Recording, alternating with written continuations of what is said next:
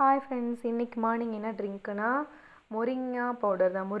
முருங்கை தலையை எடுத்துகிட்டு வந்து காய வச்சு அதில் சீரக மிளகு போட்டு அரைச்சி அந்த பவுடர் தான் குடித்தேன் இன்றைக்கி. ரொம்ப ஹெல்த்தியான பவுடர் தான் குடித்தேன்.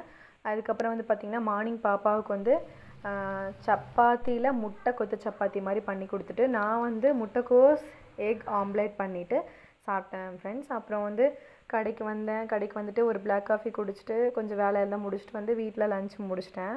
நைட் டின்னருக்கு வந்து பாப்பா வந்து ஷவர்மா கேட்டிருந்தா. போன்லெஸ் சிக்கன் கொஞ்சம் வாங்கிட்டு வந்து அதில் மேரினேஷன்ஸ் எல்லாம் போட்டு ரெடி பண்ணி அவளுக்கு கொடுத்தேன். இதெல்லாம் பண்ணுறதுக்கு வந்து பார்த்திங்கன்னா எவ்வளோ டைம் எடுத்ததுன்னே தெரியல. நாள் ஃபுல்லாக ஓடிட்டே இருந்த மாதிரி இருந்தது.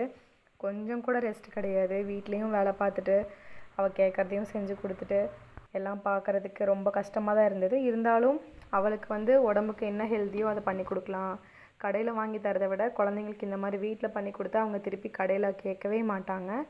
ரொம்ப நல்லா சாப்பிட்டு ஹாப்பியாக இருப்பாங்க ஃப்ரெண்ட்ஸ். அதனால தான் பண்ணி கொடுக்குறோம்.